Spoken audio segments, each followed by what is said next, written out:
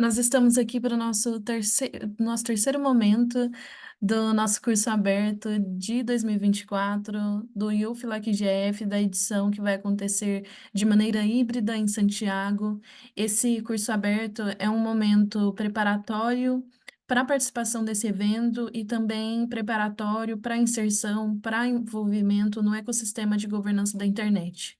Esse ano, nós fizemos de uma maneira um pouquinho diferente o nosso curso aberto.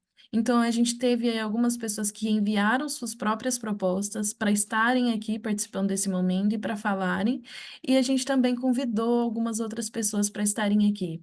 Diferente dos outros anos, a gente não apenas fez convites diretamente, mas a gente recebeu propostas de temas para que as pessoas pudessem aí elas próprias desenvolver suas ideias e falar dentro do curso aberto.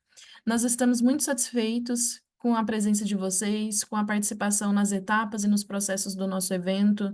Então, a gente notou que esse ano a gente conseguiu atender algumas demandas, dar resposta a alguns pontos que vocês aí levantaram, e nós esperamos que vocês continuem cada vez mais envolvidos, que os processos do UFLAC-GF, assim como outros espaços da governança da internet, sejam cada vez mais democráticos, escutem as demandas das partes envolvidas, dos jovens, que são o maior público aí da internet e que muitas vezes não têm suas vozes ouvidas, não têm suas pesquisas notadas, e aí a gente está fazendo esforços para que isso cada vez mais seja uma coisa que não aconteça, ou seja, cada vez menos seja uma realidade. Então, a gente espera que vocês continuem ocupando os espaços de governança da internet, que quando a gente lançar chamadas para espaços de fala, cada vez mais vocês enviem respostas, enviem solicitações e enviem questionamentos também, que são bem-vindos para que a gente possa melhorar cada vez mais esses processos, atender cada vez mais as demandas e escutar todos os diferentes lados no que tange aí a internet, infraestrutura e tantos outros aspectos importantes que fazem parte do nosso cotidiano, muitas vezes não são notados. Hoje a gente vai ter três momentos aqui, então nós vamos falar sobre três diferentes temas. E nós estamos com o André e com o Natan. Muito obrigada pela presença de vocês, por terem topado participar desse momento, pelas comunicações. A gente sabe que é uma preparação, estamos aí ocupando um espaço no tempo de vocês no sábado de manhã, mas estamos muito felizes com a participação de vocês e a contribuição para os nossos processos aí do UFLAC GF. A todo mundo que está aqui, sejam bem-vindas, bem-vindes, bem-vindos. Espero que vocês gostem muito da manhã de hoje, possam aprender e possam aí, se tiverem dúvidas, tirar as dúvidas de vocês. Nós estamos aí com especialistas muito inteligentes que adoram questionamentos. Então, vocês podem enviar perguntas, eles estão esperando por essas perguntas. A gente vai começar com o André. André, por favor, se apresente, e inicie aí o compartilhamento de informações. O pessoal já está ansioso para receber muito conhecimento nesta manhã. Obrigada. Deixa eu liberar aqui a apresentação.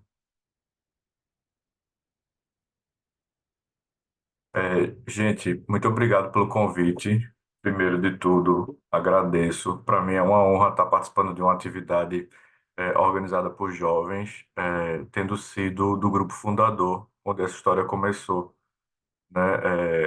E acabou que é um grupo que fala pouco sobre isso hoje em dia. Eu estava notando nos últimos eventos, como a turma inicial, que começou lá no programa IUF-GF 2015 no Brasil, que na verdade era um IUF-GF latino-americano já, porque era composto por pessoas de toda a América Latina, não era só Brasil, né? Originou esse processo. O evento do IUF-LAC-GF começou em 2016, uma iniciativa justamente desse grupo, lá na Costa Rica, quando foi realizado numa escola, uma coisa bem inicial ainda, e eu fico feliz de ver a proporção e, como o Denise falou mais cedo, a profissionalização com a qual o evento vai caminhando, né? Então, enfim, é muito bom estar aqui com vocês. E aí, o desafio que me propuseram para falar foi sobre esse tema tão quente, capcioso, e ao mesmo tempo cheio de melindres para a gente avançar por ele, né, sobre inteligência artificial. Eu vou tentar, né, eu já falei, eu vou tentar dar conta de uma apresentação gigantesca em pouco tempo, mas eu acho que o mais importante mesmo é a gente favorecer processos de pergunta. Então, eu já coloquei aqui um temporizador para controlar a minha fala. E, enfim, só para começar, eu queria me apresentar, né? Eu sou André Fernandes, tá aí o meu arroba do Instagram, se alguém quiser conversar e tiver alguma outra dúvida depois. Eu sou advogado, atuando na área de Direito e Tecnologia, Direito Digital, e sou fundador e diretor do IPREC, que é o Instituto de Pesquisa em Direito e Tecnologia do Recife, que é uma das organizações que faz parte do ecossistema da governança da internet no Brasil. Vai fazer 7 anos e vem atuando justamente produzindo pesquisa, capacitação, atividades de comunicação e advocacy na área. Além disso, eu estou fazendo doutorado justamente na área de direito e inteligência artificial. Então, o que eu vou apresentar para vocês é meio que um resumo de boa parte dos meus estudos ao longo dos últimos 3 anos. Falta um ano para eu acabar, já já eu acabo, graças a Deus. Não aguento mais. Então, eu queria primeiro começar conversando com vocês sobre o histórico né, desse processo da IA, que eu acho importante situar para a gente chegar numa conclusão que vai impactar o tema da governança. O assunto da inteligência artificial moderno, ele é tido como iniciado em 1956, com essa conferência em Dartmouth. E é aqui que o termo é cunhado, né, por uma das pessoas que eu vou mostrar que estavam nesse evento. A questão é que o tema da inteligência artificial, essa coisa de criar um ser autômato capaz de emular aquilo que o ser humano faz, ele é muito antigo, ele é um tema da antiguidade. Ele é um tema que ele aparece na história como teoria, como desejo, como metafísica, né? Aparece dentro de história de autômatos, né? A construção dos autômatos ao longo da história do Ocidente e do Oriente, ela é pautada por esse desejo, mas se marca o debate sobre inteligência artificial moderno a partir dessa conferência de 56. E aí a IA passa por vários processos, vários altos e baixos, que são conhecidos como invernos. E aí alguns pesquisadores têm falado que a gente já teve dois, três, e que esse agora poderia estar sendo o início do terceiro ou quarto inverno da IA, que é justamente, como vocês podem ver no slide aí, um ciclo em que métodos de pesquisa são utilizados, exauridos, encontram resultados limitados, né, a partir aqui na década de 80 com a ideia de representação geral do conhecimento, e aí nessa limitação eles são abandonados. Então, o que eu acho importante da gente reter desse slide é que a partir da década de 90, uma noção que tinha sido descartada antes, que era o que a gente vai chamar de aprendizado de máquina, os algoritmos envolvidos aí, todo o conjunto, né, de aparatos teóricos e matemáticos passa a ser recuperado porque aqui tem um elemento central que muda, que vira a chave. Esse elemento central é justamente o uso massivo de computadores pessoais e a conexão desses computadores pessoais à internet, né? Então, essa produção de dados na internet permite otimizar e operacionalizar os algoritmos e os motores de aprendizado de máquina como antes não era possível. E aí cria-se uma relação na década seguinte com o fenômeno do Big Data, de modo a fazer, digamos assim, surgir esses milagres que a gente tem visto hoje, né, 20 anos depois.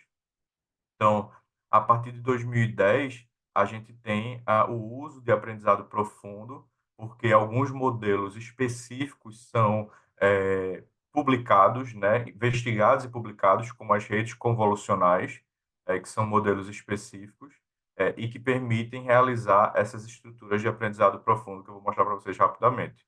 Aqui, uma fotinho do John McCarthy, né, essa figura exótica, em que é o cara que cunhou o termo inteligência artificial, e é importante situar aqui que no relacionamento com lá em 1956, nem todo mundo concordava com o termo inteligência artificial. Era um termo tido como meramente marqueteiro, e de fato era, né? Foi um termo que não foi um termo técnico, não foi cunhado com objetivos técnicos, mas somente para atrair recursos e investimentos para os projetos de pesquisa dessas pessoas. Então, o McCarthy é o cara que tem o mérito de ter essa sacada de cunhar um termo que pegou, como dizia um amigo meu, que enfiou o pé e não sai mais da história, por mais que até hoje a gente tenha contradições sobre esse termo. E, enfim, todo mundo acabou adotando. Mas outros autores muito famosos, como esse cara aqui, esse bonitão, com esse olhar 43, que é o Claude Shannon, e esse careca simpático, mas nem tão simpático assim, a gente vai ver, que é o Marvin Minsky, eles faziam críticas a esse termo, mas todo mundo passou a adotar e investigar dentro dessa área, que se organizava e, enfim, que se passou a se apresentar enquanto inteligência artificial. E aí eu trago para vocês uma primeira crítica em termos de governança, porque essa história é uma história que tem genealogia. Então, no livro da Meredith Brossard, Artificial and Intelligence, ela conta para a gente, ela sendo uma aluna do Marvin Minsky, direta e indiretamente, ela conta para a gente como o conjunto de imagens e símbolos no entorno da inteligência artificial foi criado flertando com a, digamos assim, com a ficção. Por exemplo, ou vice-versa, né? Ou afeta a ficção. O Marvin Minsky era uma figura meio que onipresente em todos os espaços. A gente tem dessas figuras aqui no Brasil, vocês devem conhecê-las, eu não preciso citar nomes. São figuras, digamos assim, pais fundadores que estão em todo lugar e que todo mundo consulta né, faz a sua genuflexão, para não dizer que ajoelha ou beija a mão.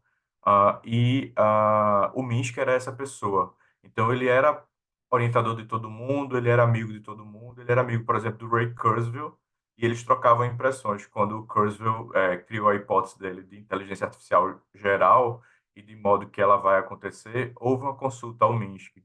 Quando o Stanley Kubrick foi montar, né, a concepção concreta do que seria o HAL 9000 do livro do filme 2001, ele consultou o Minsky, né? Ele foi lá visitar as experiências dele, como é que estava acontecendo.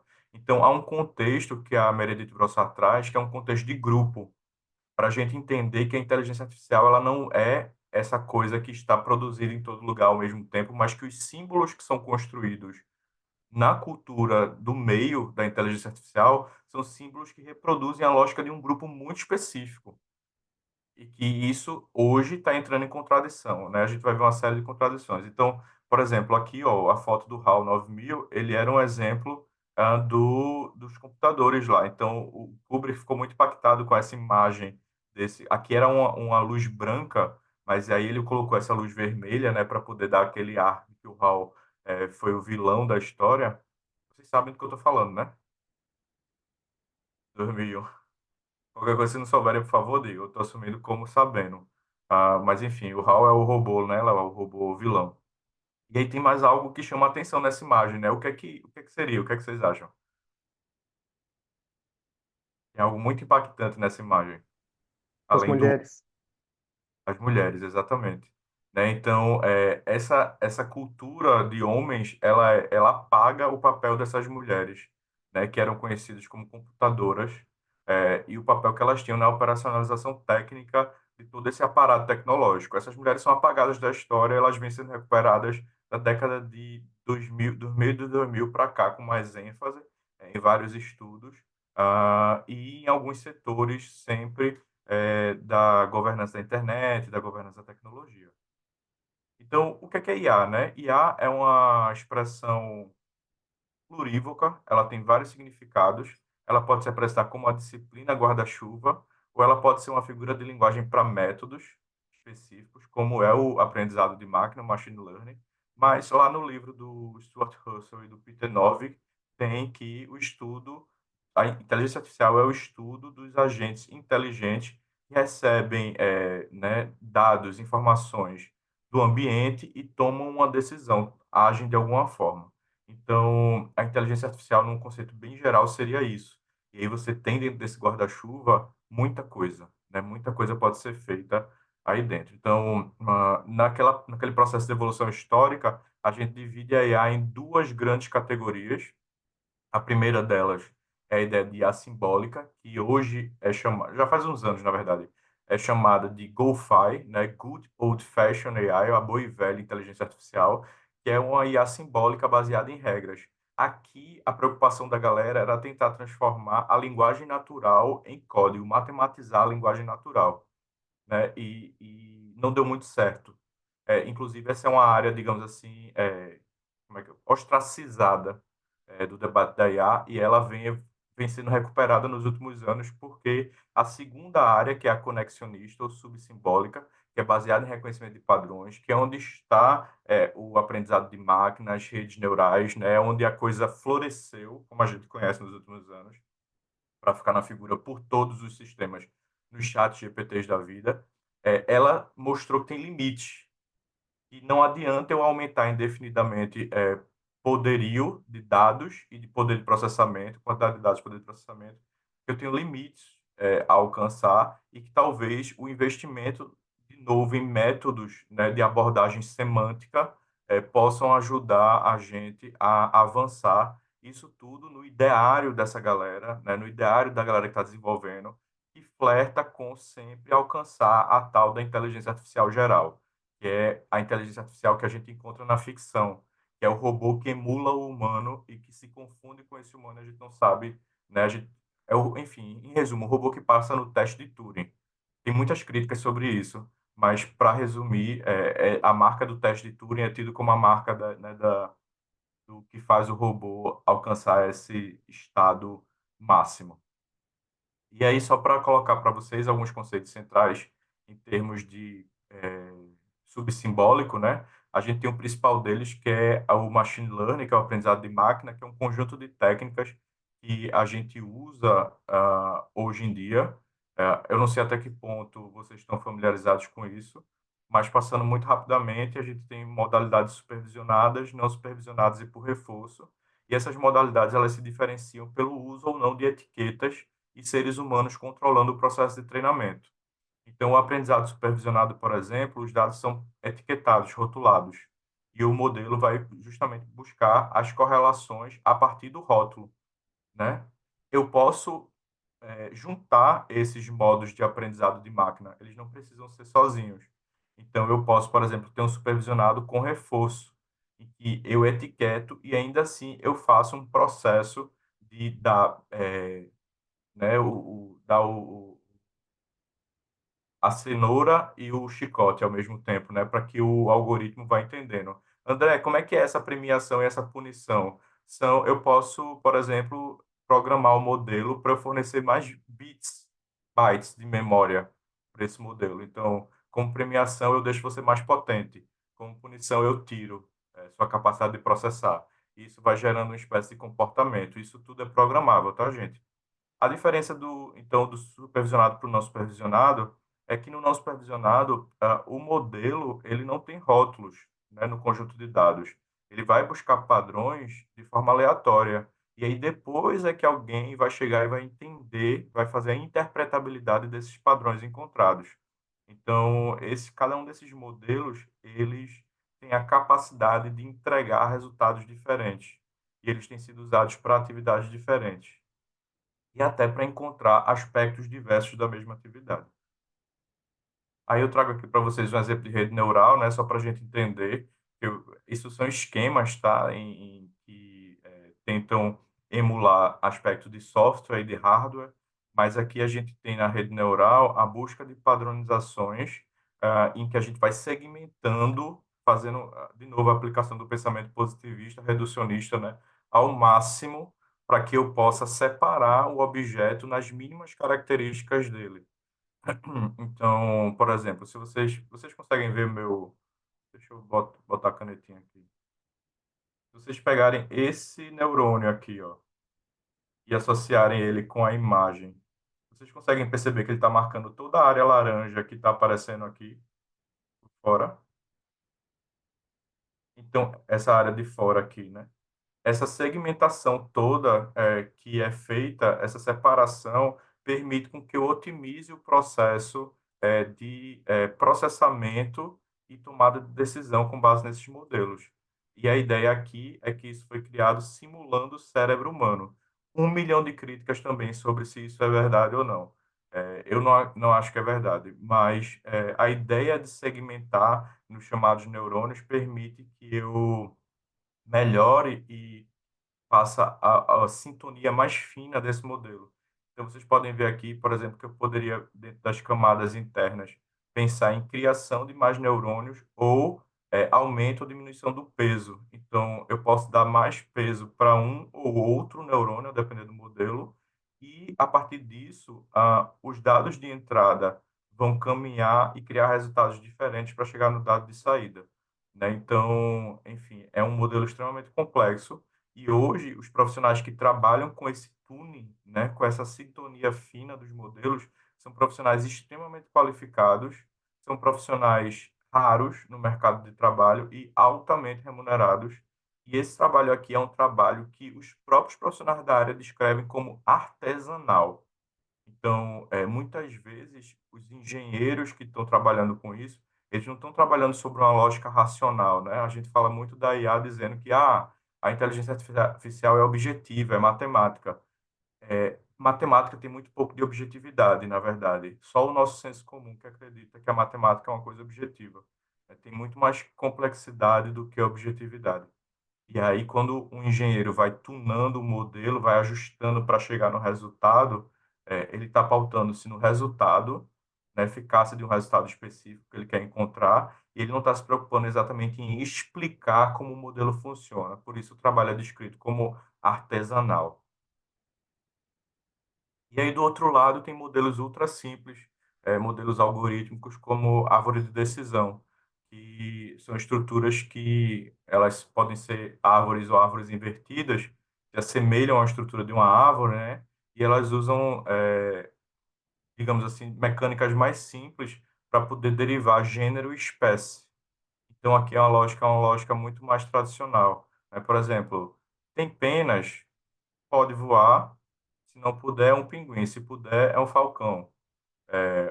Ou é uma águia. Fugiu agora. Enfim, um falcão ou águia. Um bicho que voa. Então, elas podem ser árvores assim, super simples, pequenininhas, como elas podem ser árvores enormes.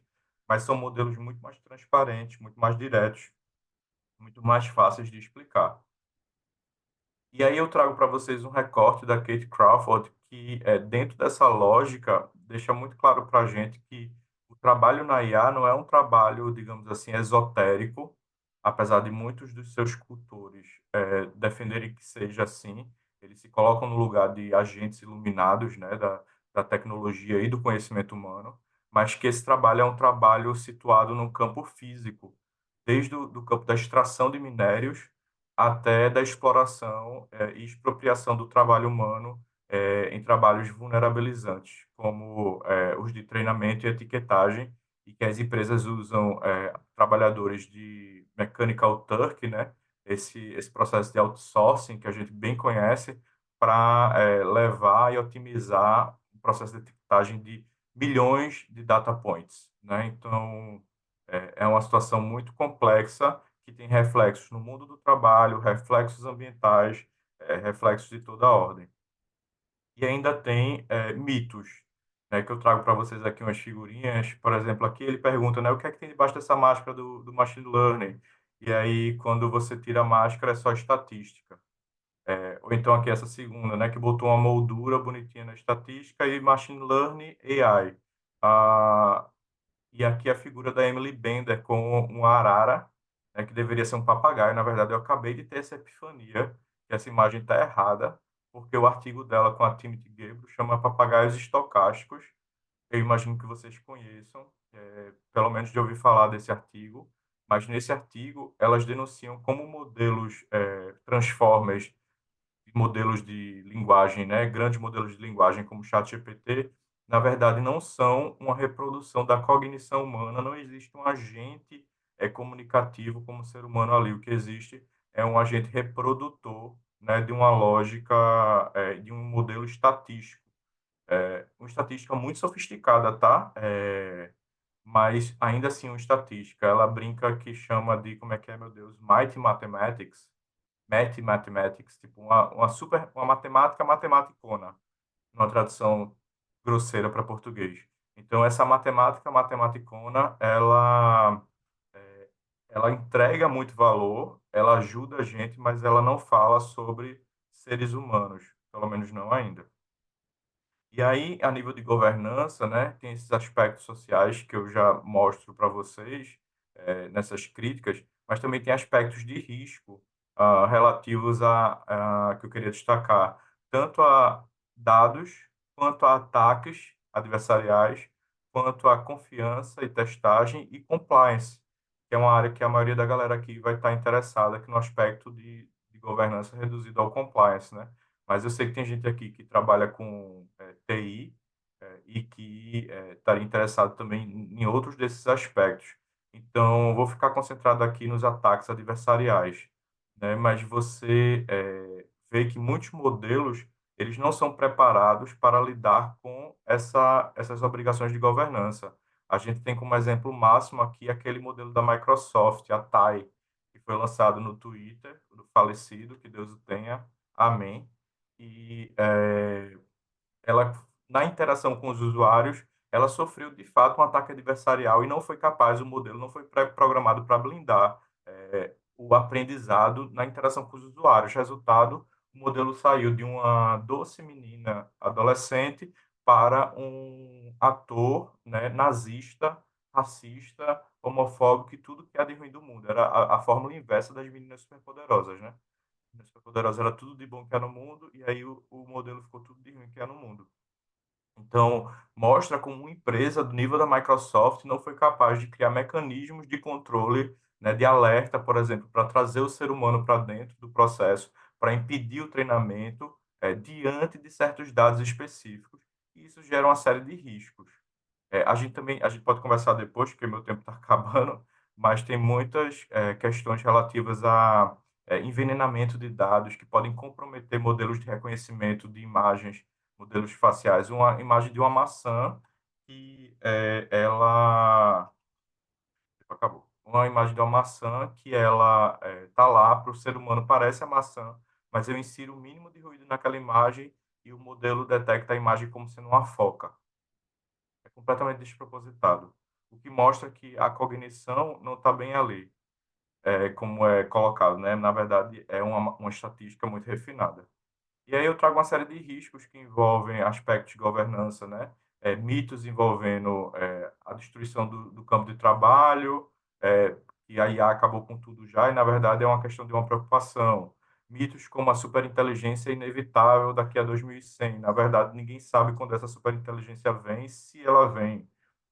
Mito da IA se tornar malvada. E, na verdade, a gente tem um problema de desalinhamento de valores, né? Porque não sei se algum agente de Estado que joga bomba em outro país, não vai querer que a IA jogue bomba nos outros países também. Ah, mito da falta de controle, né? Como é que a gente desenvolve isso? Mito da falta de objetivos. E, na verdade, quando a gente pensa no míssil teleguiado, ele tem um objetivo muito claro. E a gente, quando fala de IA, fala de armas autônomas, esses mísseis já existem. Ah, enfim, aí eu trago para vocês, eu vou encerrar por aqui. Acho que tem mais alguma coisa, mas depois a gente pode conversar. Eu trago para vocês um pequeno jabá do HiperRec do nosso site, em que alguns desses temas são mencionados, e debates são feitos, né, no entorno do debate da IA e dos desafios dessa governança, que tem muitos aspectos. Tem aspectos técnicos, tem aspectos humanísticos, e esses aspectos hoje estão na ponta de lança da discussão com o debate dos princípios, das cartas de princípios em geral e da legislação, notadamente aqui no Brasil, da discussão no entorno do PL 2338 de 23, que é o PL mais, digamos assim, omnicompreensivo do debate da IA no Brasil. Muito obrigada, André, pela sua exposição. Além de enriquecedora, é divertida de assistir, com algumas referências interessantes aí. Nós abrimos agora para algumas perguntas rapidamente, caso alguém tenha. Se vocês quiserem, também podem escrever aí no chat. E, bem, André, você vai ficar até o final ou você tem que sair mais cedo? Eu posso ficar até o final, sim.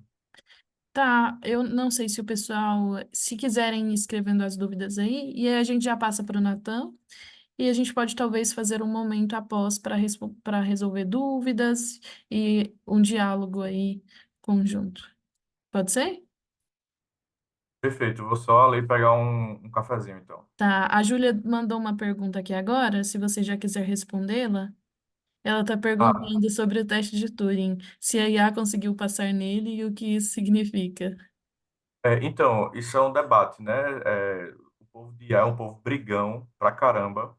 Se você for nas listas de IA do falecido Twitter, você vai ver que a galera só falta se matar. Quando se encontram no evento, se odeiam abertamente. E por que que eu digo isso? Porque para alguns cultores, um pessoal mais ideólogo da IA, pessoal envolvido ali ideologicamente com aquela cultura que eu citei no começo, já teriam tido exemplos de passar no teste de Turing. Mas para muitos cientistas, efetivamente, nunca passou porque os critérios usados e anunciados tipo Prêmio Loebner. Prêmio Loebner, para muita galera, se vocês procurarem aí Prêmio Loebner, ele diz que eles aplicam o teste de Turing. Na verdade, os cientistas da computação dizem que o que acontece ali é uma farsa, né? Que a gente não tem o teste de Turing aplicado efetivamente e que existem uma série de outros critérios que, enfim, que deveriam ser atendidos e não foram.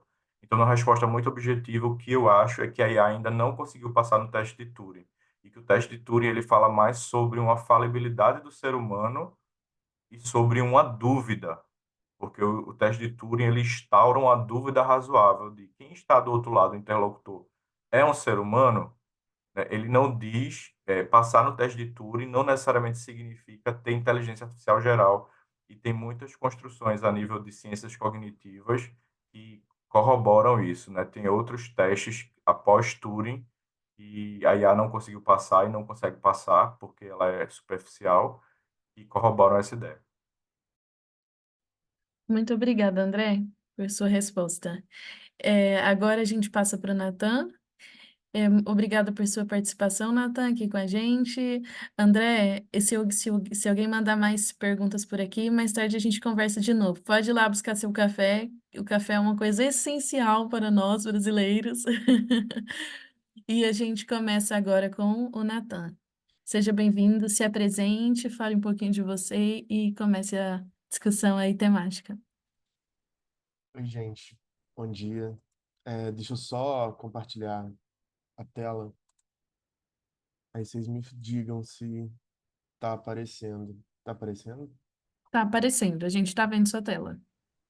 Deixa eu ver. Ah, então, e tô navegando nos slides certinho, né? Beleza. Aham, isso. É, Bom, meu nome é. Primeiro, né, de tudo, agradecer a Denise pelo convite. É sempre legal falar com youths, ex-youths, até porque eu ainda sou um youth, né? Então, assim, é bem maneiro ter esse tipo de oportunidade. Então, agradecer à comissão organizadora do Youth LAC GF, que é um evento super bacana e foi efetivamente o primeiro evento internacional de governança da internet que eu participei em 2023, em agosto de 2023. Então, foi bem bacana conhecer muita gente que eu já conhecia, enfim, ter essa oportunidade de troca com eles. É, E, bom, meu nome é Natan Pasqualini. Atualmente eu trabalho na Data Privacy Brasil como pesquisador, mas aqui eu não falo com esse chapéu, né, a partir da minha atividade profissional na Data Privacy Brasil, mas a partir da minha perspectiva acadêmica, que tem conduzido uma pesquisa dentro de um fellowship no Centro de Estudos Latino-Americanos de Telecomunicações, sobre especificamente o caso brasileiro do 5G, né? Esse não é um tema tão interessante quanto o IA, assim, digo, de apelo público, né, quanto o IA, mas é tão capcioso e escorregadio quanto, pelo que eu tenho visto. Então, acho que vai ser um papo legal para a gente ter. Antes de começar, efetivamente, queria definir alguns pressupostos para a gente conversar. O primeiro deles é o contexto geral de acesso à internet no Brasil, né? A gente tem hoje, na pesquisa mais recente do CETIC, que a gente tem cerca de 85% de pessoas com acesso à internet E dentro desses 85%, 22% tem o que se chama de conectividade significativa, né, que é o estabelecimento de parâmetros mínimos aceitáveis e dignos de acesso à internet. E um outro dado, são duas pesquisas feitas pelo CETIC, né? A TIC Domicílios, que analisa o dado histórico, que analisa historicamente a conectividade à internet no Brasil, mas ao mesmo tempo também eles conduziram a pesquisa sobre conectividade significativa especificamente, que é esse qualificador do acesso universal à internet no Brasil, que enfim, que define alguns parâmetros mínimos de qualidade. E um outro dado para a gente ter como um pressuposto para a gente conversar é que desse universo de 80 e poucos por cento de pessoas conectadas no Brasil à internet, a gente tem que 58% acessam exclusivamente via celular. Não necessariamente via rede móvel, mas via celular, com certeza, né? Que isso implica em bastante gente, né? Usando internet móvel, às vezes exclusivamente rede móvel, o que implica em algumas questões para a gente pensar, inclusive, o leilão do 5G. Acho que isso já é uma fundação comum para a gente começar a conversar aqui. Aí, enfim, vocês podem me interromper também, caso tenham alguma pergunta no meio, enfim. Porque é um tema que até eu estou tentando entender, né? Assim, gestão de espectro, etc., que é um aspecto bastante técnico, mas também político e que tem as suas complexidades também durante todo esse processo. Então, vamos lá. Bom, outro alinhamento geral, né, para a gente entender o que são redes móveis de celular. Elas são redes de telecomunicações de ponta a ponta, cuja transmissão ocorre sem fio. Inicialmente, essas redes eram analógicas, o que permitia a utilização analógica da voz, e atualmente as transmissões desses dados elas acontecem por meio digital. E eu acho que aqui tem uma relação interessante, né? Porque o que está acontecendo com essas redes digitais, redes móveis digitais, é um pouco da interseção entre acesso à internet e telecomunicações, né? O Brasil, desde 1995, tem uma norma editada, uma norma 4, que é a norma foi uma norma editada, se eu não me engano, pelo Ministério das Comunicações à época, que define a separação estrutural do serviço de conexão à internet do serviço de telecomunicações. O serviço de conexão à internet, desde 1995, ele é tido como um serviço de valor adicionado, ou seja, é um serviço prestado sobre a infraestrutura de telecomunicações.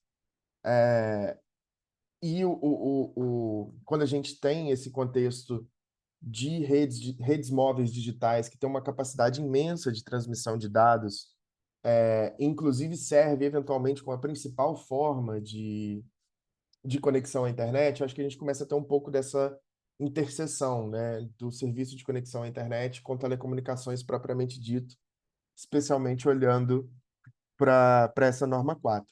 É importante a gente ter em mente que essa norma, quando ela foi editada, ela estava num contexto de anterior à criação da Anatel. Isso significa que ela estava num contexto em que existia um monopólio do Estado no serviço, no oferecimento tanto do serviço de telecomunicações, quanto inicialmente no que se chamava de serviço de conexão à internet também. E o intuito dessa norma, por alguma pesquisa histórica, que, enfim, é possível ser feita, era justamente permitir a competição no oferecimento do serviço de conexão à internet, independentemente das telecomunicações, que inicialmente eram monopolizadas pelo Estado. A partir de 95 houve essa privatização de quase todos aliás, de todos os setores estratégicos no Brasil, ou seja, telecomunicações, energia, é, e outros tantos, rodovias, etc., foram todos privatizados e sujeitos aí ao regime de licitação, eventualmente, no caso das telecomunicações, ao regime estabelecido pela Lei Geral de Telecomunicações, a LGT. Então vamos para o próximo. Bom, o que que é a tecnologia móvel de quinta geração? Daí o G, né? O 5G significa quinta geração. E a sigla ela vai representar esse padrão ou standard para a quinta geração de redes móveis. Ela ela é sucessora do 4G, que aí, numa cadeia de sucessão, sucedeu o 3G, o ED, o 2G e o 1G.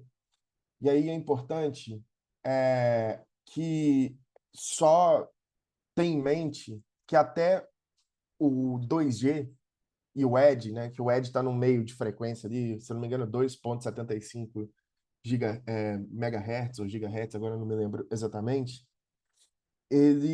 a comunicação ainda era analógica, ou seja, a transmissão de dados era restrita à transmissão de dados de voz e texto, né, por meio de sinal radioelétrico, que, enfim, que permite, que está embutido na noção de radiocomunicação. E a partir do 3G, e aí você tem o 3G, o 4G, o 5G, e as discussões já que existem sobre um possível 6G, elas são as chamadas redes digitais, redes móveis digitais, que é onde você aumenta a largura de banda, ou seja, você consegue ter a maior transmissão de dados e outros dados que não voz e texto, né? Então você consegue imagem, enfim, imagem, texto, vídeo, áudio, voz propriamente dita. E, e além disso, também tem a interconexão com o protocolo de internet, né? O protocolo de transmissão e controle, TCP/IP, para que também permita o acesso à internet. Isso só foi possível por conta da digitalização da rede. Quem define o que que vai ser uma rede 5G, o que que vai ser uma rede 4G, e por aí vai, é a União Internacional de Telecomunicações, junto com algumas outras organizações. Mas, no fim das contas, quem bate o martelo é a UIT. E o 5G ele é definido por esse padrão, o IMT 2020, que é o International Mobile Telecommunications. Isso dá dentro da UITT, que é o setor de padronização da UIT, em que você tem diversos grupos de estudo que vão debater determinados temas e propor padronizações, estudos de padronizações, que uma vez alcançado o consenso, ele vira de fato uma recomendação e um padrão internacional a ser seguido. Isso demora anos, né? Por exemplo, os estudos do que é chamado de 6G, né? A previsão de que exista um padrão comum para se pensar o que seria o 6G é daqui pelo menos 10 anos.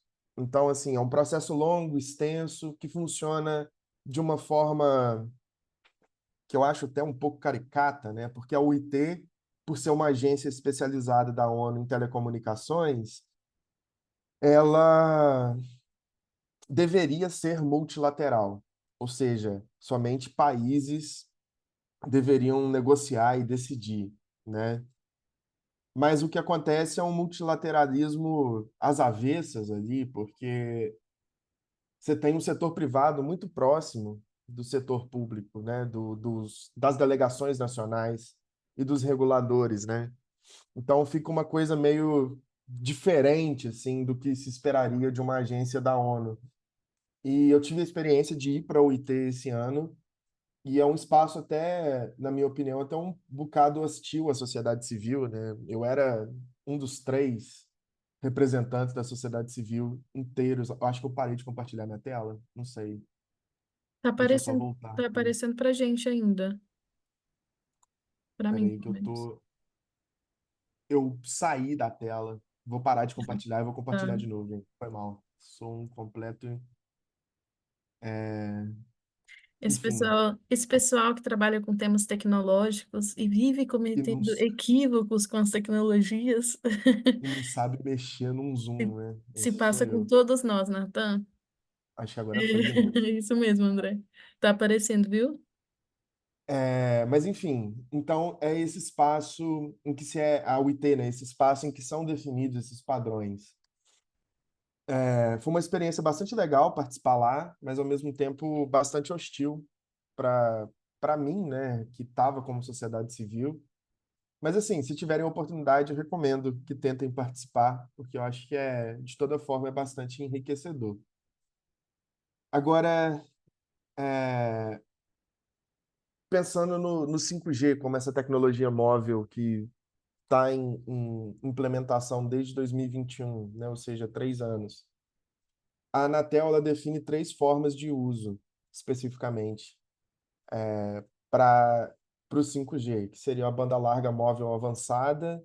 Ou seja, aqui é de novo uma qualificação do que a gente já tinha das redes móveis digitais, né? Comparado à capacidade, eu não sei precisar exatamente o quão mais capaz é a rede 4, a rede 5G, mas ela é significativamente mais capaz de suportar uma transmissão de dados muito grande do que uma rede 4G. Então, essa é uma das grandes vantagens dela, né? Aqui ela define também como controle de missão crítica e internet das coisas massiva.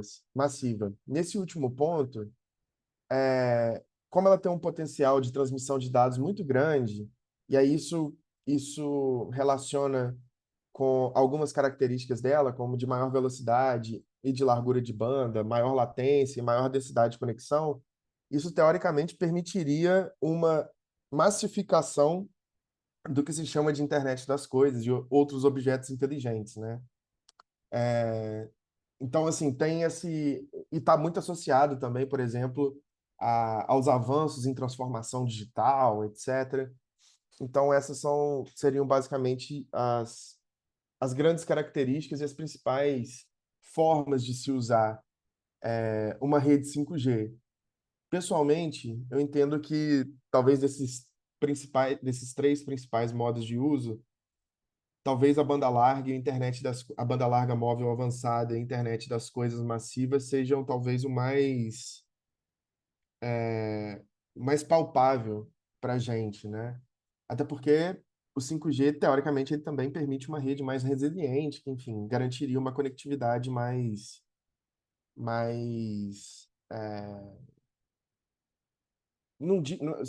usar a palavra significativa aqui não é o ideal, né? Porque não necessariamente é isso. Mas permitiria uma melhor conectividade também dos usuários. Agora, a gente vai entrar um pouco na parte que talvez seja um cadinho mais técnica, efetivamente, né? Que é a relação entre o 5G e a gestão do espectro de radiofrequência. O 5G, assim como o 3G, 4G, o 4G, o 3G, 2G e 1G, eles dependem de algo que existe no espaço, e aí no espaço que eu digo no ar, né? Que é o espectro de radiofrequência. Que é esse espectro também funcionam outras tecnologias, como Bluetooth, Wi-Fi, que esses dois especificamente, eles funcionam em uma banda, em uma faixa de frequência que não é licenciada, né? Então você não depende, por exemplo, de uma autorização prévia necessariamente da Anatel para explorar essas faixas. E aí fugindo absolutamente da minha expertise, né? Mas se você olhar para a física, a radiofrequência é a faixa do espectro eletromagnético que varia de 8,3 kHz até 3.000 GHz, onde é possível a radiocomunicação.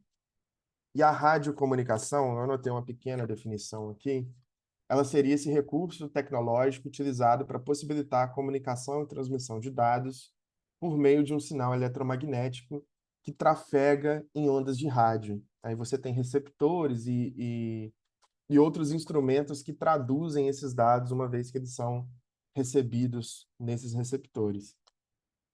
Juridicamente, a gente tem que o espectro ele é um recurso limitado que se constitui como um bem público administrado pela Anatel. Isso está no artigo 157 da Lei Geral de Telecomunicações. E, portanto, a exploração econômica desse recurso, ela demanda, via de regra, a emissão de uma outorga pela Anatel. Aqui está via de regra porque tem casos que, como, por exemplo, o, o Bluetooth, o Wi-Fi, que funcionam numa faixa não necessariamente licenciada, elas não demandariam de uma outorga ou de uma autorização, etc. Mas, via de regra, quando você vai explorar economicamente o espectro, você precisa que a Anatel dê a anuência dela, enfim, e expeda essa outorga para você explorar. No Brasil, a outorga é concedida por meio de processos licitatórios. E aqui é importante falar, especialmente para a galera do direito, é que a lei de licitações, tanto a antiga quanto a nova, elas não se aplicam à Lei Geral de Telecomunicações, porque ela define regime próprio de para licitação do espectro e de outros serviços de telecomunicações. Então, enfim, já é um pouco diferente dentro do direito administrativo brasileiro, né? E, em regra, aqui no Brasil, esse processo de outorga, os processos licitatórios, desculpa, eles assumem um formato de leilão. O leilão não é a única forma de você conceder uma outorga para o uso de espectro. Você pode, tem um que chamam, se não me engano, como se fosse algo como um presente, né? Que o governo, e juntamente com o regulador, presenteiam um determinado agente com determinada faixa do espectro para, enfim, para que ele explore economicamente, etc. Mas no Brasil, se eu não me engano, acho que isso nunca aconteceu. E todas as licitações, especialmente do estabelecimento da Anatel, aconteceram via leilão. E aí o leilão, enfim, o próprio tema de leilão do espectro de radiofrequência, ele já é um tema complexo por si só.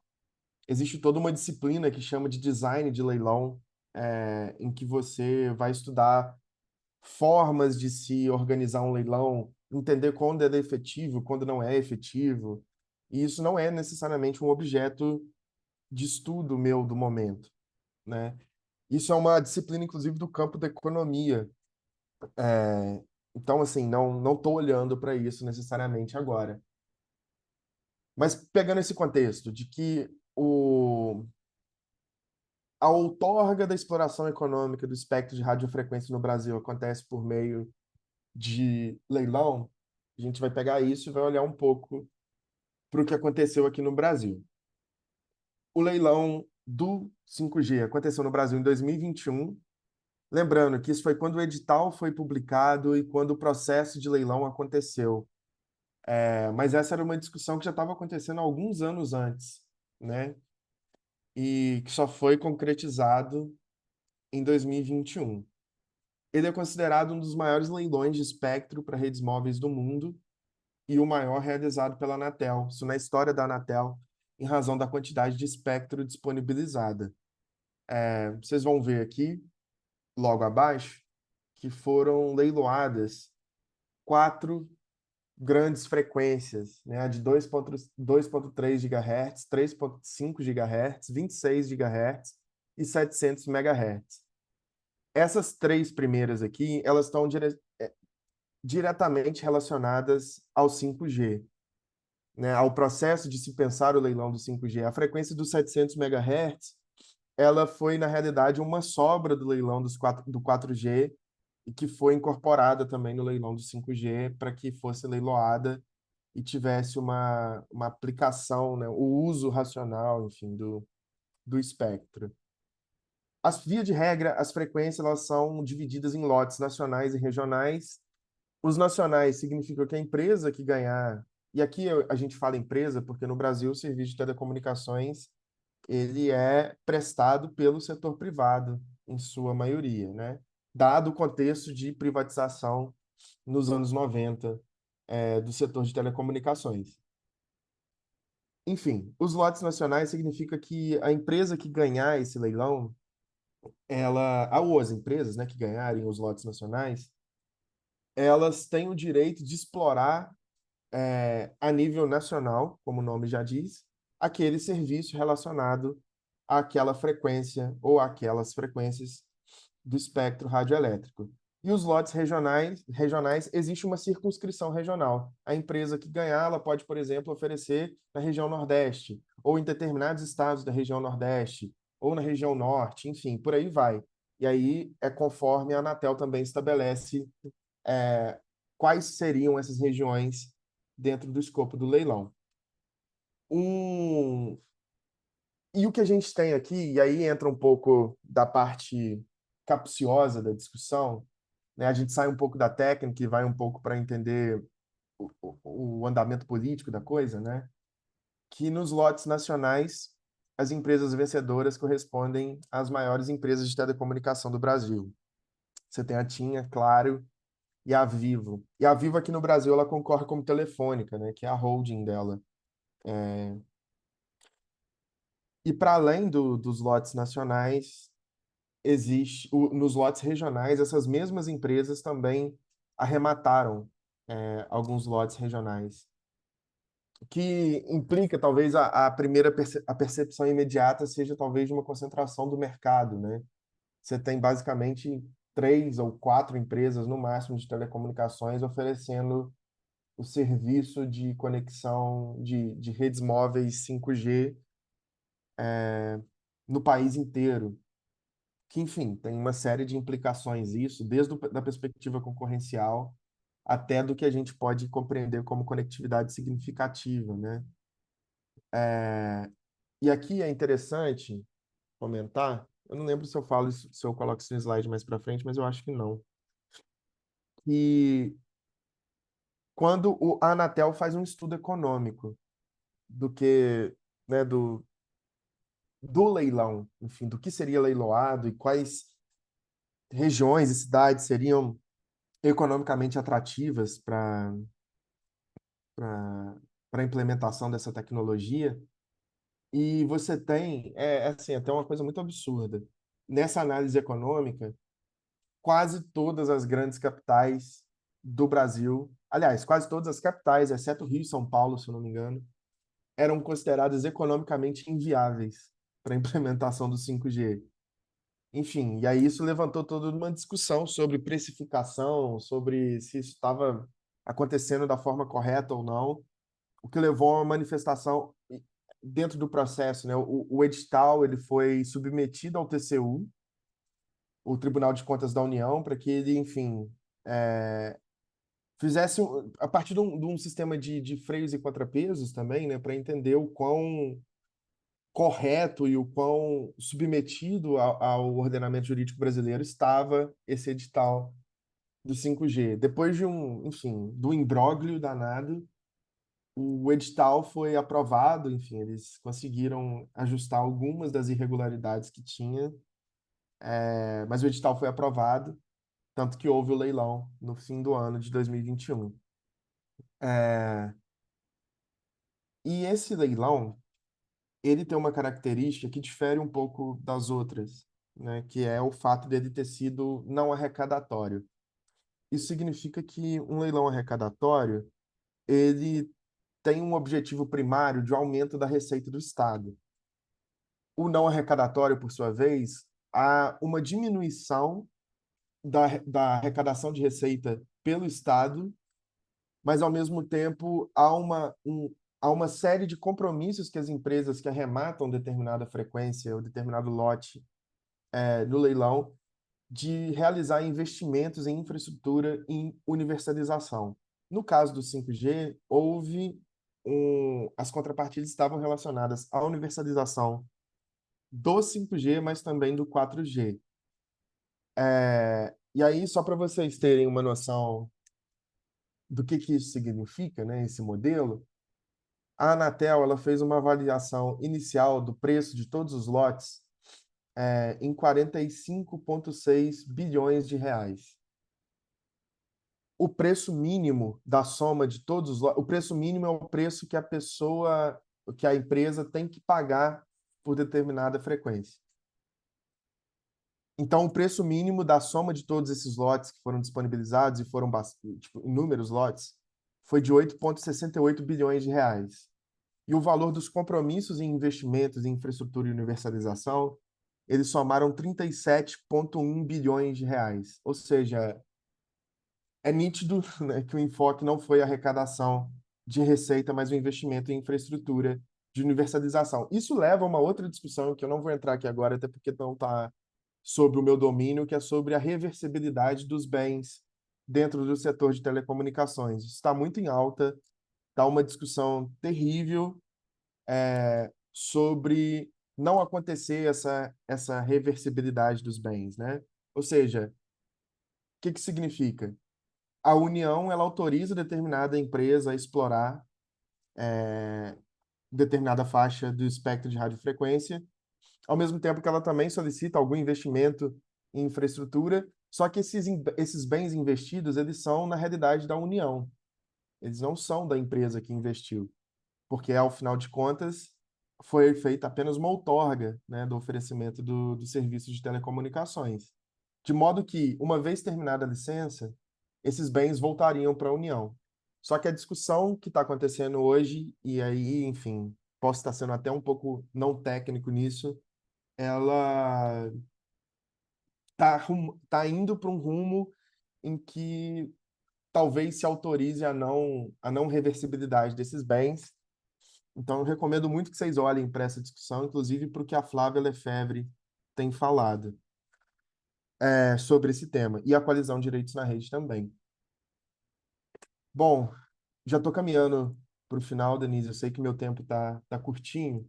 Aqui só para vocês terem uma ideia do que seriam esses compromissos, né?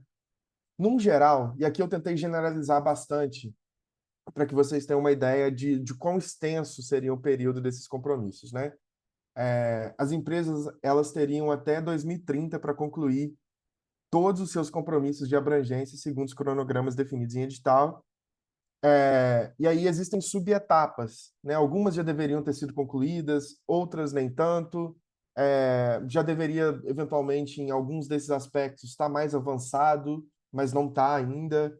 Então, vale a pena olhar um pouco para como. Isso tem no site da Anatel, vocês conseguem ver com bastante tranquilidade, inclusive, de ver o nível de desenvolvimento dessas tecnologias e como está o momento, como está nesse exato momento, né? Eu trago um pequeno recorte aqui sobre como, enfim, sobre o que foi feito até então, em termos de concretização desses compromissos em infraestrutura, né? Considerando que esse foi o principal objetivo do leilão. Acabaram que as imagens ficaram um pouco pequenas, mas, enfim, vou fazer a leitura dos gráficos. Isso também está disponível na página da Anatel e vai nos ajudar a pensar um pouco sobre o processo do leilão como um todo, né? Segundo esse painel de acompanhamento e controle das entregas relativas aos compromissos assumidos pelas empresas vencedoras do leilão de 5G, isso está no site da Anatel, somente 2% das entregas foram realizadas. De todas essas entregas aqui, de atender mais de 5.000 sedes municipais, de atender outras 1.700 localidades que não são consideradas sedes municipais com o 5G, etc. Desse universo todo, faltando 6 anos para terminar o prazo inicial que eles tinham, só 2% foi feito, e desses 2% você tem um número bastante irrisório de entregas feitas, por exemplo, pela TIM, Anatel e Telefônica, aqui Telefônica como sendo a Vivo. E aí, a partir desse contexto todo, eu trago algumas coisas para a gente pensar junto. Eu não tenho resposta necessariamente para, talvez só para a primeira, né? Que eu acho que é uma resposta mais auto-evidente. Mas eu não tenho respostas para essas questões, mas abro também para a gente conversar um pouco sobre se existe uma concentração no mercado de telecomunicações no Brasil, qual seria o papel dessas tecnologias 5G no processo tanto de reflexão quanto de concretização da noção de conectividade significativa, e se é possível pensar políticas públicas de universalização do acesso à internet a partir do caso do 5G no Brasil. E aí, qual que é o papel do regulador nisso tudo, né? Considerando que a função primária da Anatel é prezar tanto pela qualidade do serviço, mas também pela universalização, acesso a preços justos, etc., dos serviços de telecomunicações aqui no país. Então, são algumas coisas para a gente refletir. Não tem resposta, não precisa ter resposta exatamente nesse momento. Mas, enfim, deixa aí para a gente pensar. E aí eu encerro por aqui também. E, de novo, agradecendo a Denise pela oportunidade de falar com vocês sobre essa pesquisa que ainda está em andamento, mas que logo vai ser publicada. Eu vou parar de compartilhar minha tela por aqui. Muito Valeu, obrigada, gente. Nathan. Essas perguntas são interessantes e nos promovem até uma certa indignação. Ouvi você falando também sobre as porcentagens, sobre como está o andamento do cenário no Brasil, me deixou um pouco indignada nessa manhã de sábado. Mas acho que é importante gerar essa reflexão. E a sua pesquisa, ela é apoiada pelo LACNIC Líderes, né? É isso ou não? Não, essa pelo Centro de Estudos Latino-Americanos Ah, de sim. Telecomunicação. Ah, muito bem. Legal também divulgar essas oportunidades, dizer quais as instituições, porque, bem, para o pessoal ficar sabendo também desses espaços de contribuição interessantes que existem, né? Se alguém tiver alguma pergunta, pode compartilhar aí conosco, para o Natan ver o que está rolando, né? E se precisa responder, eu acho que você gerou algumas dúvidas. Eu estou vendo a Júlia falando aqui que não sabia das informações. Bem. Foi ótimo, não tem problema não, você não falou demais. Não, tá tudo bem. Eu vou iniciar agora a fala final, a gente vai falar um pouquinho ainda e aí já já a gente encerra. Mas agora eu vou falar sobre sustentabilidade rapidamente. Vocês estão vendo aí a minha tela? Acho que sim, né? Tá bom, Sim. então. É, então, pessoal, sustentabilidade ambiental e alterações climáticas, o papel da internet na mitigação e adaptação. Esse ano, a gente trouxe esse tema para discutir dentro do IUFLAC-GF, a sustentabilidade, o meio ambiente, como é que isso se relaciona com a internet. Já tem um tempinho que eu estou envolvida nessas discussões. E eu tenho ouvido algumas perguntas relacionadas sobre como a internet impacta o meio ambiente, para além das questões de resíduos, para além da questão do uso da energia. E aí a gente vai falar um pouquinho sobre isso. Eu sou parte da Coalizão da Juventude na Governança da Internet, o ICIG. Também estou no UFLAC-GF, participando aí, ajudando nas atividades, e faço pesquisa na UNB como mestranda sobre biodiversidade e usos e bases de dados de acesso livre. Eu trouxe alguns tópicos importantes para reflexão, são eles impactos da internet no meio ambiente, sendo as principais perguntas: a internet impacta o meio ambiente? E qual a relação da internet com o meio ambiente? Então, como é que a gente responde isso? A internet ela impacta não só na produção de resíduos, porque a gente precisa de aparelhos para utilizar a internet, então esse é um dos impactos, mas para além dele, a gente tem também questões relacionadas a fake news e meio ambiente, e também usos de informações de recursos naturais e recursos genéticos através da internet e das bases de dados de acesso livre que impactam diretamente em comunidades bem específicas, como comunidades tradicionais e outras comunidades que geralmente têm os seus direitos sobre a própria disposição do recurso genético violado. Porque os acessos são livres a essas informações, embora a gente tenha tratados específicos falando sobre como os recursos naturais e os recursos genéticos devem ser protegidos.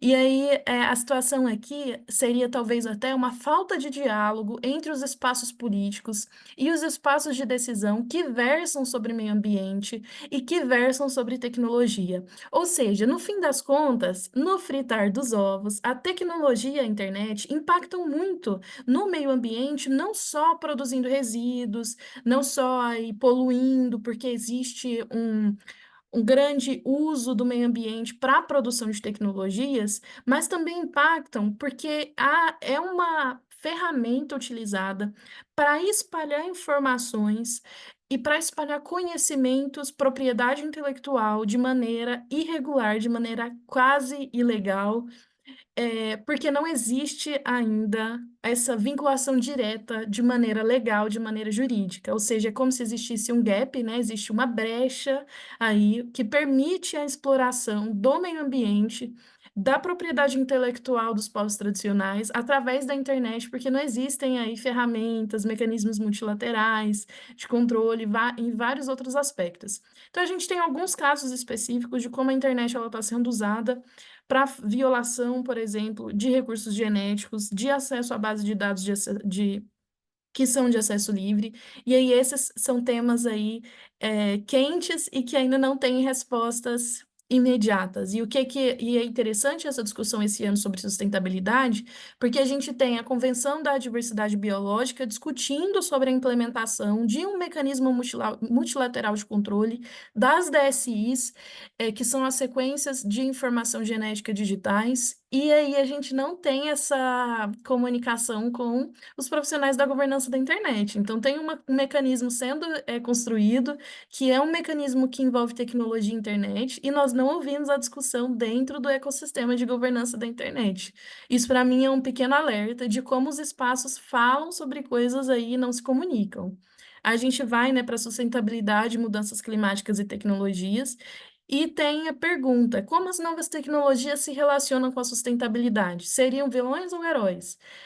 Então, essa é uma pergunta interessante. A gente pode usar as tecnologias, a inteligência artificial e outras ferramentas e mecanismos da internet para proteger o meio ambiente ou para explorar? Eu vou dar um exemplo para vocês.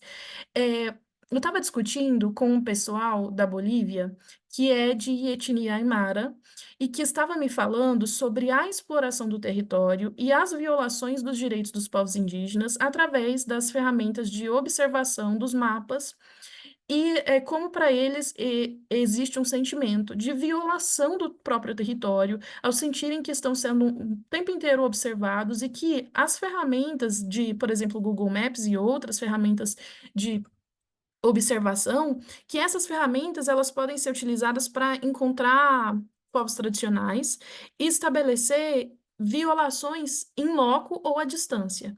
Então, que existe um problema sobre como são compartilhadas essas informações de mapeamento de território. Ou seja, o mapeamento de território para mim nunca foi um problema. Nunca vi isso como um risco, como uma situação complicada, mas existem povos que veem isso como um risco e que sofrem ataques físicos e digitais por causa dessa situação. Ou seja, a internet, nesse caso, ela está agindo de uma maneira que pode ser problemática e que é problemática. Por outro lado, a gente tem também o ativismo digital que vem de povos que sofrem com as questões climáticas, com as questões ambientais. Então, por exemplo, no caso dos Yanomami, muito se ficou sabendo por causa do ativismo digital, por causa do que as pessoas falavam na internet, do que esses povos indígenas denunciavam através das redes. Então, os povos que viviam isolados, sendo violentados, caçados e mortos, foram para as redes falar que, olha, nós estamos morrendo e ninguém está vendo. E as redes, então, foram usadas como um mecanismo de proteção, de conexão com esses povos e auxílio para eles. Ou seja, as tecnologias e a internet podem, aí, ao mesmo tempo, ser vilões e ser heróis. Depende muito de como a gente utiliza e de quais limites também o direito pode estabelecer para que a gente consiga ser mais heróis do que vilões ao utilizar a internet. A gente precisa também pensar que existe a necessidade de princípios ambientais, princípios de sustentabilidade dentro da internet, para que ela não se torne aí um mecanismo que seja uma arma contra as pessoas que sejam ativistas de direitos ambientais, povos indígenas e povos tradicionais que estejam vinculados ao meio ambiente e que sofram ataques de diversas maneiras por causa do uso da internet e de outras ferramentas digitais. Então, aqui eu queria já determinar um ponto que é um posicionamento que eu tenho tentado adotar nos eventos de governança da internet, que Eu é encontrei isso na internet sobre olha, mecanismo de a inteligência respondendo aqui. O ponto que eu tenho defendido é: a gente precisa estabelecer um princípio de sustentabilidade, um princípio ambiental para a internet. Então, como é que a gente aplica os princípios da internet dentro de temática de direito ambiental, dentro de temática aí de sustentabilidade? A gente ainda não tem, na verdade, um princípio uma diretriz escrita que vai falar especificamente, guiar sobre isso. E aí a gente precisa melhorar essa dinâmica internet e meio ambiente. Espaço de decisão, políticas e povos impactados. Então, aqui, se a internet impacta o meio ambiente, quais os espaços decisórios e políticos adequados para discutir esses temas? Então, dentro da governança da internet, já vou mostrar para vocês aqui um pouquinho do avanço dessas discussões, mas a gente tem aí todos os espaços, né, de governança da internet, para além do IGF, a gente tem outros fóruns, e a gente tem também os fóruns ambientais. Então, a gente tem várias conferências relacionadas ao meio ambiente. A gente não tem só a Conferência do Clima, a gente tem a Conferência da Diversidade Biológica, a gente tem a Conferência do Mar, a gente tem outras conferências que passam por temas de tecnologia e internet. E o engraçado é que essas conferências, elas geralmente não conversam com os espaços de tecnologia e de governança da internet. Então, é muito importante que a gente tenha profissionais que estejam inseridos nos dois espaços e que vocês, ouvindo aqui, jovens envolvidos nessas dinâmicas de governança da internet, que se interessam por meio ambiente, que vocês se conectem também com esses outros espaços, para que vocês possam trazer esses dois olhares sobre o tema. Porque senão a gente cria, e aí, como é o que a gente tem visto muito no nosso grupo de pesquisa de recursos naturais da UNB, políticas que são políticas ineficazes para dar respostas a litígios e conflitos e questões ambientais, porque são políticas muito bonitas, leis muito bonitas, sem aplicação prática. Então, como é que a gente torna uma legislação sobre meio ambiente e internet uma legislação prática? Ouvindo as partes interessadas. Envolvendo aí na criação dessa legislação, dessa política, desse tratado e desse mecanismo multilateral, os dois ambientes, né? O ambiente tecnológico, em todos os sentidos, dos stakeholders envolvidos, e o ambiente que está aí, pessoas e profissionais do meio ambiente. Ou seja, na minha visão, a partir das pesquisas que nós temos desenvolvido dentro do grupo de pesquisas e, além disso, nos espaços de governança da internet, não basta que a gente esteja apenas em um ambiente para tomar boas decisões. Se a gente quer falar de internet e de meio ambiente e que a internet esteja protegendo o meio ambiente, não violando, a gente precisa de envolvimento em ambos os cenários. E quem são os povos mais impactados pelas consequências das políticas digitais ambientais? Então, a gente vai já a gente chega nesse tópico de discussão, mas já antecipando, a gente sabe que povos tradicionais, eles geralmente são muito impactados. Além disso, os jovens e os adolescentes também são muito impactados, embora não... Eu estava conversando com o DTC, né, a coalizão dos adolescentes, e eles estavam justamente falando sobre a preocupação que existe por um futuro. E aí entra um pouquinho no que o André falou, né, sobre a visão publicitária da IA. Também existe muita visão publicitária no tema meio ambiente, tecnologia, meio ambiente, internet, mas existe uma verdade também por trás dessa visão muito publicitária de fim de mundo, do meio ambiente sofrendo a partir do uso das tecnologias. E aí a pergunta que fica é como é o futuro? Que futuro espera?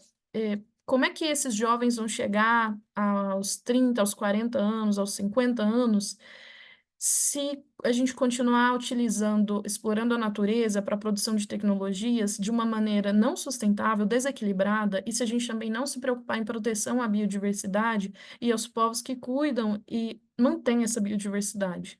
Então, essa é uma discussão recente na coalizão de adolescentes e que foi, inclusive, submetida como proposta de discussão para o IGF esse ano, para uma mesa que vai acontecer entre a coalizão de adolescentes e a coalizão da juventude. Fica o convite para vocês participarem já. Logo, logo vai sair mais informações sobre isso. E a gente vai estar lá falando justamente sobre como é esse futuro, como é essa perspectiva de educação e de meio ambiente e de internet. E aí aqui eu trouxe alguns dados de uma discussão que foi construída para o IGF do ano passado, onde a gente falou sobre mudanças climáticas e implementação de tecnologia. Vocês podem acessar o relatório para olhar esses resultados. E eu não vou passar muito dentro desse tema, eu quero entrar agora sobre uma visão de como é que está sendo construída e quais são os tópicos vistos como interessantes para o IGF. Então, aqui a gente vê, em 2023, 5 sessões aprovadas que falavam especificamente sobre sustentabilidade e meio ambiente. Quando a gente olha para esse ano, a gente observa que o tema sustentabilidade, ele foi inserido e aí envolvido com outros temas. Então, aqui a gente tem tem uma estrelinha extra aqui. Na verdade, são só 3 temas que falam sobre meio ambiente, não são 4. Erroneamente, essa foi inserida aqui em IA e desinformação. Então, o que que a gente teve, né? Na minha visão, um decréscimo, uma desvalorização do tema, porque ano passado a gente teve pelo menos 5 workshops, esse ano nós temos 3, falando sobre sustentabilidade, e já é um tema precarizado. Então, como fica de fato as políticas e as discussões dentro desse espaço do IGF, e aí a gente vai para outros espaços agora. A gente tem aqui alguns espaços e o que que a gente já visualizou, o que que a gente já trouxe dentro de cada um desses espaços de discussão sobre sustentabilidade e meio ambiente. Então, no Brasil, a gente tem mais discussões sobre isso por causa da Amazônia e porque nós temos muitas organizações de tecnologia, de internet, situadas ali no norte, e que trazem essas discussões para dentro do espaço do FIB e de outros espaços, inclusive o IGF. Quando a gente olha para essas discussões aqui de 2023, a gente pode dizer com certeza que várias delas vieram da América Latina e Caribenha. Então, eu sei aqui de pelo menos 3 dessas propostas, são 5, 3 das propostas eu tenho certeza que eram propostas da América Latina e Caribenha, provavelmente as outras 2 também tinham aí pessoas que eram daqui da nossa região, daqui do Brasil, que estavam discutindo esse tema. Ou seja, o Brasil tem uma postura que é uma postura de liderança na discussão desse tema. É uma parte interessada importante e a gente precisa continuar se mobilizando nesse sentido e se mobilizando mais estrategicamente. Esse ano, durante a NET Mundial, a gente teve algumas menções e comentários sobre a necessidade de incluir a sustentabilidade mais fortemente dentro dos princípios e diretrizes que guiam a internet. Isso foi muito interessante. Eu acredito que cada vez que a gente faz mais esse registro dessa necessidade, mais fácil é para argumentar depois e demandar juridicamente e judicialmente por respostas quando a gente visualizar questões de violação. Aqui a gente tem vários comentários sobre o cenário ambiental dentro desses diferentes organismos, né? Grupos mais impactados, aqui tem um grupo que eu queria comentar especificamente, que é o de refugiados ambientais. Então, esse é um conceito interessante de pessoas que migram, que têm que sair de um lugar por questões ambientais. Então, a gente tem esse conceito aplicado ao Brasil nesse ano, no caso do Rio Grande do Sul, de pessoas que são consideradas como refugiadas ambientais, porque tiveram que deixar, e não apenas de maneira momentânea, mas até de maneira definitiva, suas casas, suas cidades, sua região, por uma questão ambiental que provavelmente vai continuar se repetindo, porque já não era a primeira vez que acontecia. Então, a gente de fato está se preocupando com esse cenário ambiental e de mudanças climáticas e utilizando e criando uma sustentabilidade com um design, quer dizer, criando uma tecnologia com um design sustentável? Essa é uma pergunta também. E eu queria trazer um dado importante que eu não sei se todos vocês sabem. Mas durante o que aconteceu no Rio Grande do Sul, a tecnologia foi uma chave de virada no resgate das pessoas e também depois para dar respostas. Eu estive atuando como voluntária, e aí, num primeiro momento, durante os resgates, o WhatsApp e formulários foram muito utilizados para localização e identificação das pessoas. A internet foi essencial para auxiliar as pessoas a serem encontradas. E para auxiliar a busca civil, né, a encontrar essas pessoas, o que que era feito?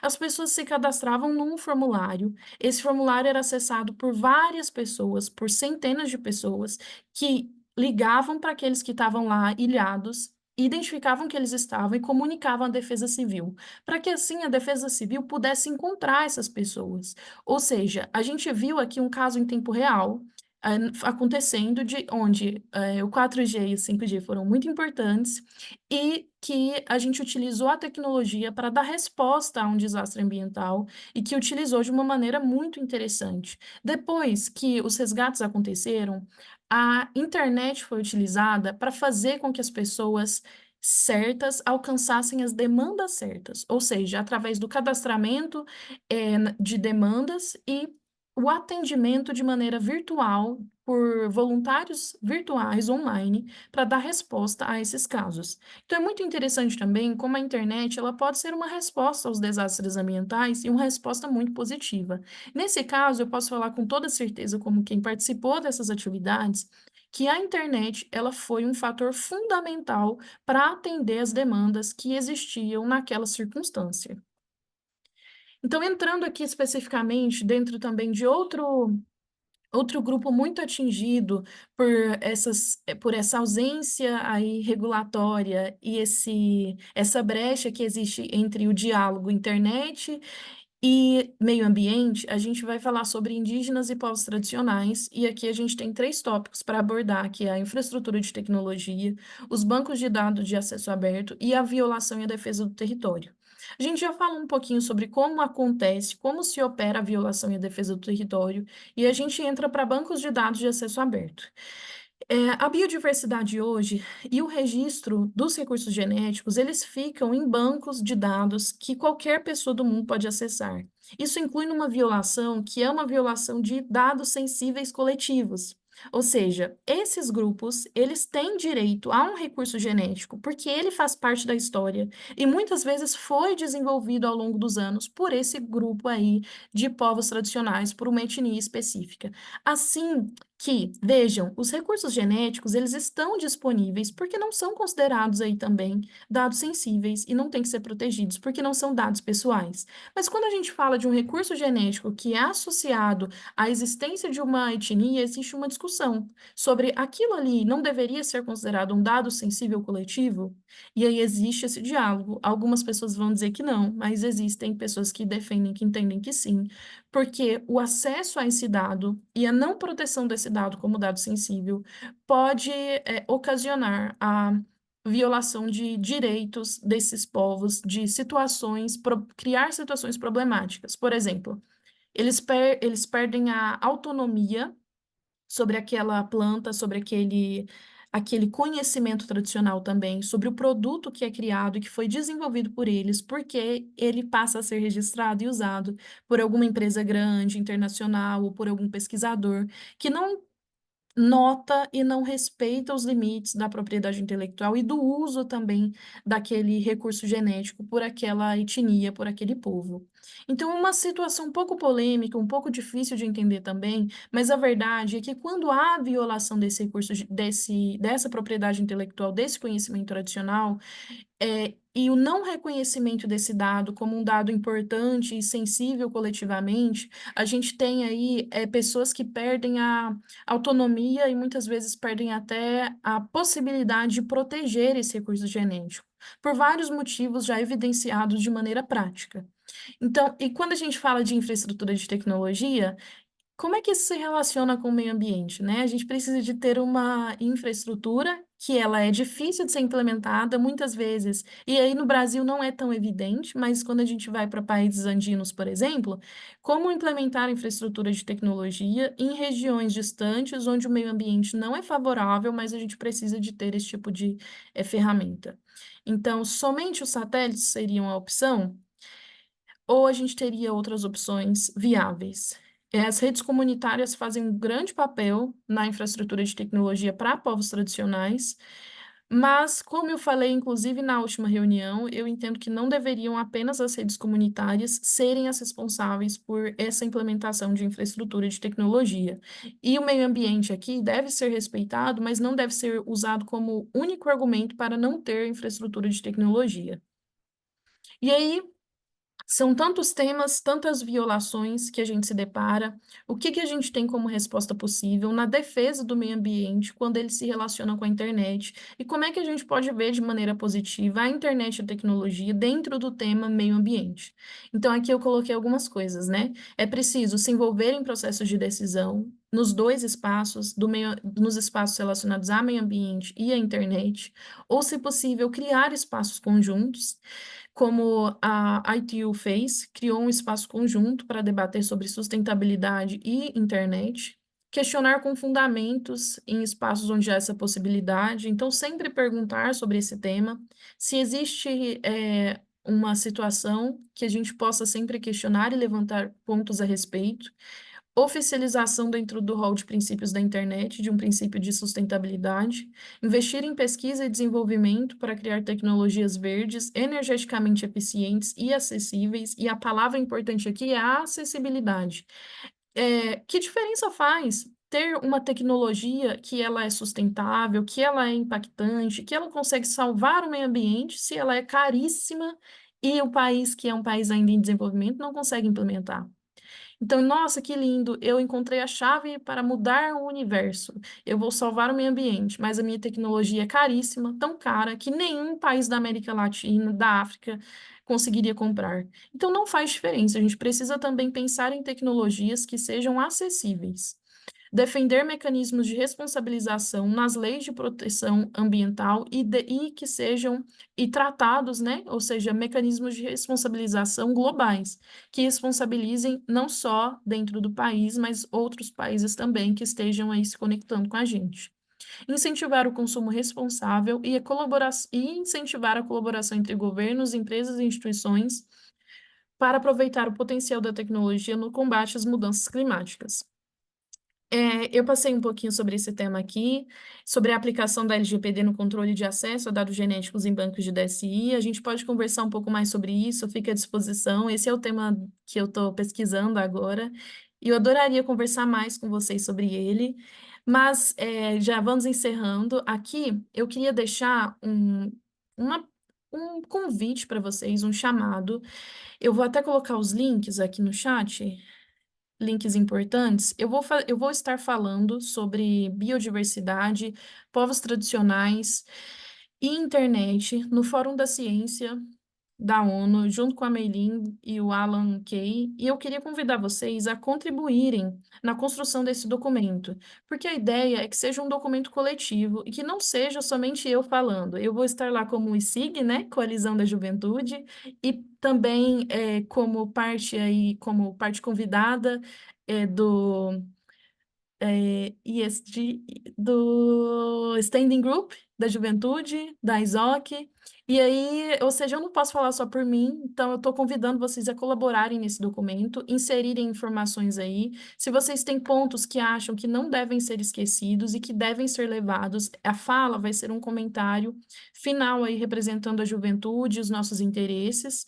Eu gostaria muito de ouvir os comentários de vocês, que vocês fizessem contribuições e que, se vocês conhecem organizações que querem contribuir com o tema, a apresentação ela vai ser no dia 18. Então, a gente teria até o dia 15, assim, mais ou menos, para escrever. Quanto antes vocês puderem inserir informações, melhor também, porque nós vamos ter uma reunião com o Alan Kay e com a Meilin para discutir mais sobre esses impactos, e aí nós queremos que a fala feita sobre biodiversidade, povos tradicionais e internet, com esse olhar a partir da juventude, seja uma fala impactante e que seja importante. Então, por favor, façam contribuições, compartilhem com organizações. Se vocês têm um direcionamento específico que vocês querem me passar, vocês podem me enviar também. Eu estou à disposição por Telegram, por WhatsApp, por eh, sinal de fumaça, qualquer coisa. O importante é que a gente se comunique e que a gente consiga produzir aí um documento impactante, até porque vai ser inserido depois num relatório final, num documento final, e aí pode ter lá todas as nossas contribuições. E, bem, melhor ainda que a gente tenha documentado a nossa opinião, as nossas contribuições e as nossas ideias. Eu já vou finalizando por aqui. Esse foi o nosso terceiro curso da aula do curso aberto, e aí eu fiquei responsável por essa parte de sustentabilidade. Espero que vocês tenham gostado. Vou parar o compartilhamento. Vou mandar aqui também um link, que é o link do nosso que a gente teve a nossa sessão de mudanças climáticas e implementação de tecnologia, caso alguém queira dar uma olhada lá no nosso relatório. E é isso, se alguém tiver perguntas e comentários, nós já vamos encerrando também. Eu queria agradecer a presença de todos, especialmente do Nathan e do André, que estão aqui, que falaram conosco nessa manhã.